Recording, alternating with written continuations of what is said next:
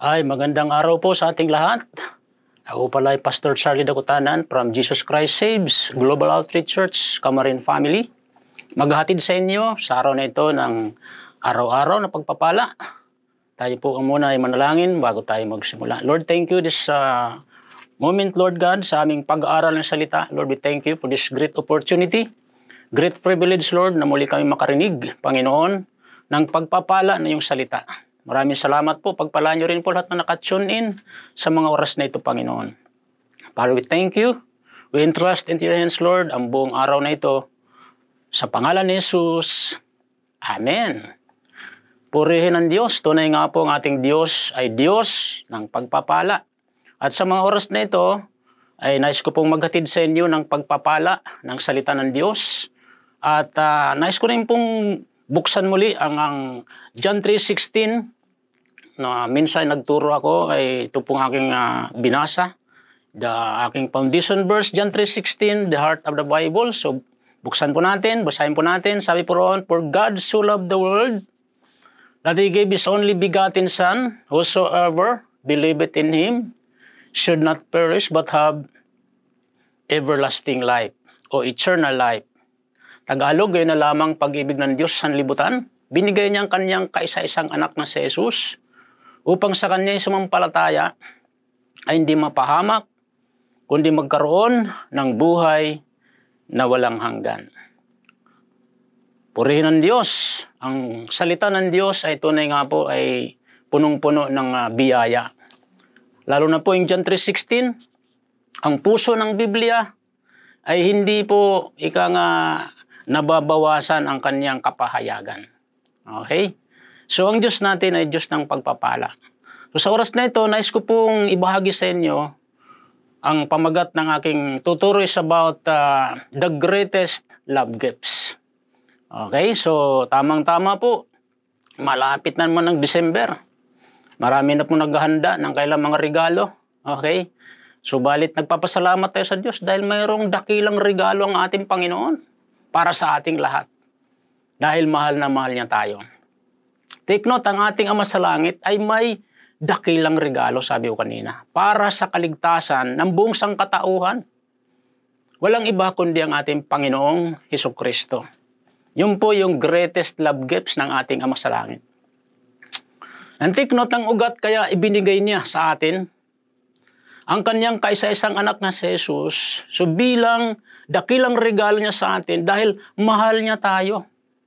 At ayaw niya na isa man sa atin ay mapunta. Okay? Tayong kanyang mga nilalang, ayaw niya isa man mapunta sa tinatawag na dagat-dagatang apoy o impyerno. Kaya ang ating Ama sa Langit ay nagbigay ng dakilang regalo, walang iba kundi si Jesus, para tayo sagipin sa tiyak na kapahamakan sa impyerno. Yun po ang pinakaayaw ng Diyos. Kaya ang Diyos natin ay talagang napakabait niya, puno ng pag-ibig para sa atin. Amen? So ano ba ang hitsura ng impyerno na ayaw ng Diyos ang tayo mapunta roon? Take note, sabi po sa Bible, okay? Ang impyerno ay lugar na dagat-dagatang apoy, na di namamatay. At hindi lang yun, ang impyerno ay lugar na maraming uod na hindi rin namamatay. Yun ang pinakamatinding nakakahilakbot, nakapupuntahan ng tao na hindi nananalig kay Kristo. Amen? Ayaw ng Diyos isa mang tao mapunta sa impyerno.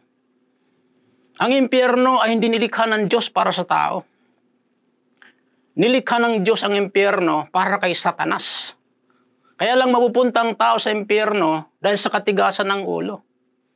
Pero ang Diyos natin mabait. Nagbigay siya ng regalo sa atin. Walang iba kundi kanyang kaisa-isang anak na si Jesus. So sabi ko kanina, anong itsura ng impyerno? Kung may Bible po kayo, makikita niyo po yan. Isaiah 66:24.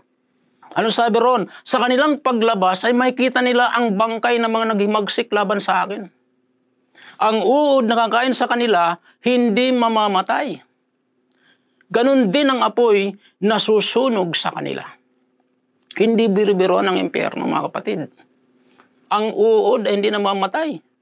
Imported. Ang apoy hindi namamatay. So hindi po yung biro-biroan, mga kapatid. Kaya gayon na lamang ang pagmamahal ng Diyos sa atin. That's why He gave His only begotten Son, Jesus Christ. Whosoever believeth in Him should not perish, but have eternal life. So our God is a God of love. According sa kanyang salita, 1 John 4:8, is the God of love. Amen? So one of the characteristic of God is love. And also, He's a giver. Kaya binigay niya ang kanyang kaisa-isang anak na si Jesus. So, He's the author of love, ang ating Panginoon. Amen.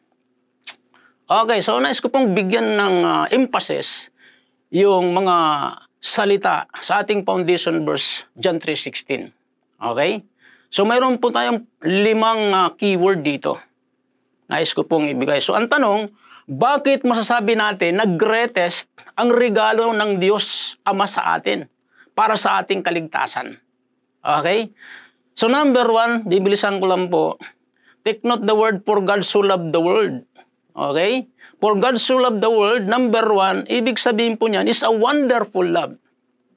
So, ang regalo ng Diyos sa atin, pag sinabing wonderful, kamangha-mangha. Kamangha-manghang regalo ito. Kamangha-manghang pag-ibig. So, a wonderful love, that means sa Tagalog, kahanga-hangang pag-ibig. Okay? At pag sinabi pang wonderful, sa ibang salita is magnificent, dakila, amazing, kamangha-mangha, marvelous, perfect. Wow! Perfect ang regalo ng Diyos ng kaligtasan para sa iyo, para sa akin. Why? Because He loves us so much. Amen? And the second, take note the word, He gave His only begotten Son. Amen? So pangalawa, bakit masasabi natin dakila ang regalo ng Diyos na ito ng kaligtasan sa atin? Because a muchless gift. Okay? So pangalawa is a muchless gift. Ano ibig sabihin ng muchless? That means sa Tagalog, walang katulad, hindi mapapantayan. At ang salitang muchless is, sa ibang salita, is outstanding, incomparable, perfect, unique, inimitable. Wow, very unique ang regalong ito ng Diyos sa atin. Nakaligtasan, purihin ng Diyos. And the third is, take note the word, that whosoever believeth in Him. So whosoever believeth in Him, pangatlo, that means a simple way. So, ang kaligtasan itong regalo ng Diyos sa atin sa simple. No need, hindi mo na kailangan lumakad ng palod mula sa pintuan ng simbahan patungo sa altar. No need, hindi mo na kailangan magpapako sa krus para ka lang maligtas. Hindi mo na kailangan pahampas sa likod para ka lang maligtas.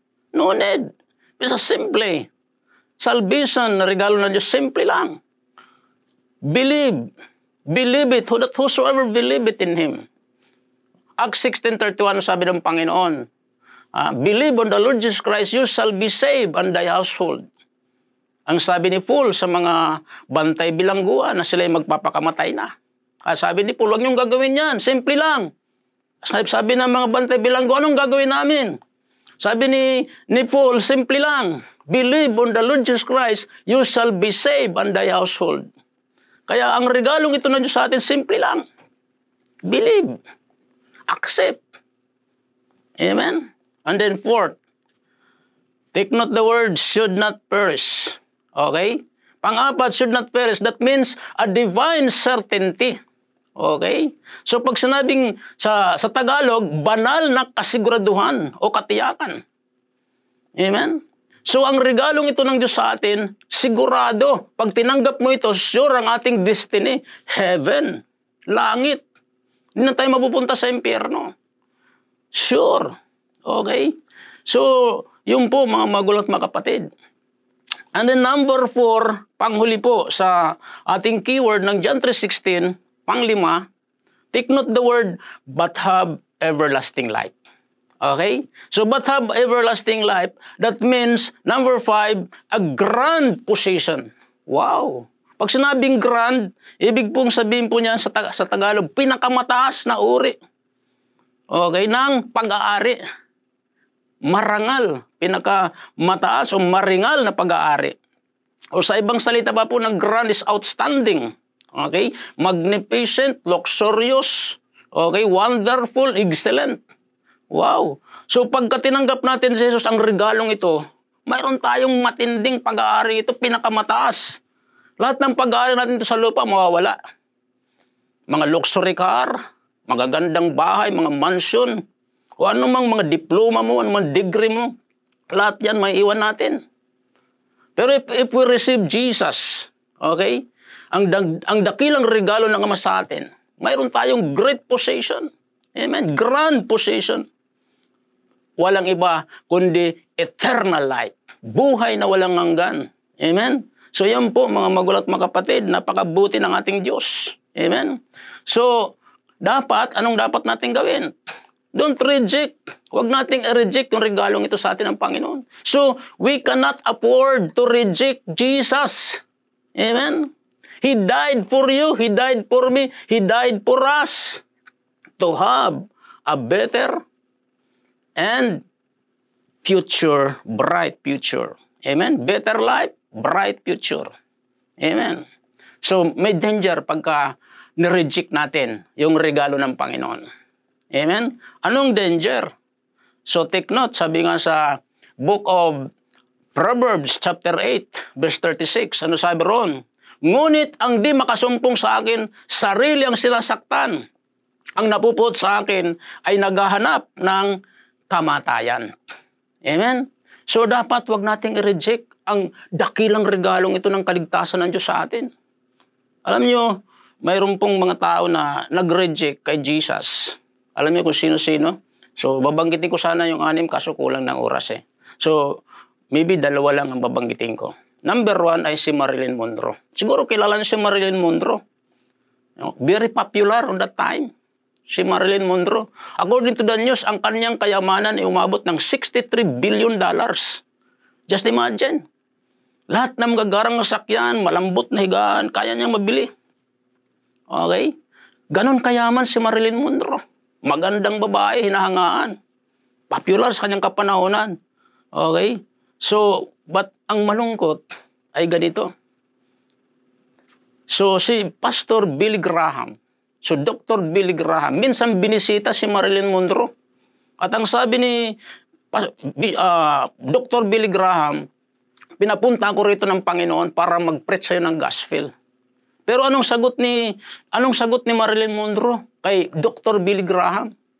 Nakakalungkot. Ang sabi ni Marilyn Monroe, I don't need your Jesus. Just imagine, I don't need your Jesus. Hindi ko kailangan ng Jesus mo. Ha? So ano nangyari kay Marilyn Monroe? A week later, she was founded in her apartment. O hindi ba malungkot na balita yun? So we cannot afford to reject. Okay? Yung love gift na ito ng ating Panginoong kaligtasan.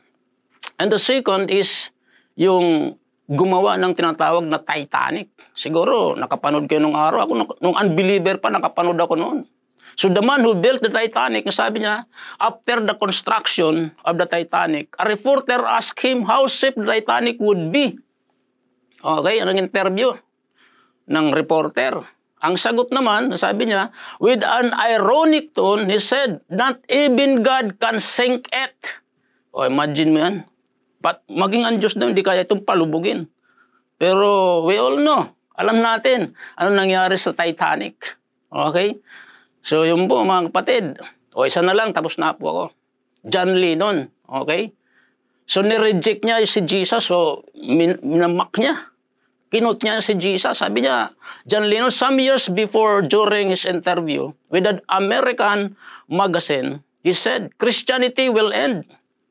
Tapos na rin Christianity. Ha? It will disappear. Naglaho na ito. I don't have to argue about that, sabi ni John Lennon. I am certain Jesus okay. So okay raw si Jesus, but his subjects were too small. Oh, minaliit yung subject ni Jesus. Today, we are more famous than him. So, totoo nga, famous sila sa panahon yun, 1966.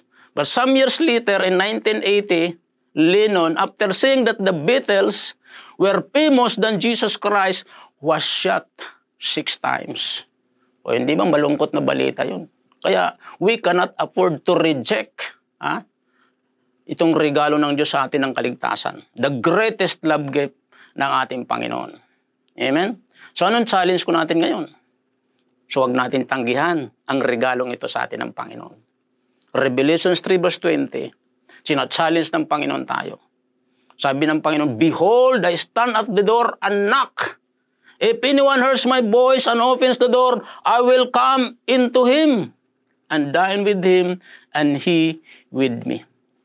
So nung sabi ni Jesus, nakatayo ko sa labas ng pintuan at tumutok-tok. Ang sinong makarinig na aking tinig at bubuksan ng pinto, ako'y makakasalo niya sa pagkain. Amen. So, we need to accept the gift of God. So, simple lang gagawin natin ngayon. Okay, taas lang natin ating kamay. Okay? At tayo po ay manalangin. Sundan yung maiksing panalangin ito, sabihin niyo, Panginoong Diyos, na makapangyarihan sa lahat, lumalapit ako sa iyo. Nagpapakumbaba sa iyong harapan. Humingi ako ng tawad sa lahat mga nagawa kong kasalanan. Salamat, Panginoon, sa iyong dakilang regalo. Ang iyong anak na si Jesus binigay mo para sa akin. Namatay sa krus para ako'y maligtas sa tiyak na kapahamakan sa impyerno. Salamat, Panginoon. Binubuksan ko ngayon aking puso. Tinatanggap kita, Panginoong Jesus, bilang Panginoon at sariling tagapagligtas. Salamat sa iyong greatest love gifts, Panginoon. Purihin ka. In Jesus' name, Amen. Ako na lang po manalangin, Lord. Thank you. Pagpalain mo lahat ng mga nanonood sa broadcast na ito. Bless them in the name of Jesus. At ganun yung mga tumanggap sa iyo, bless them also. Lubusan kailang makilala sa malalim at bibliyang kaparaanan. All honor, glory, power belongs to you. In Jesus' name, Amen. Thank you very much. Bye-bye.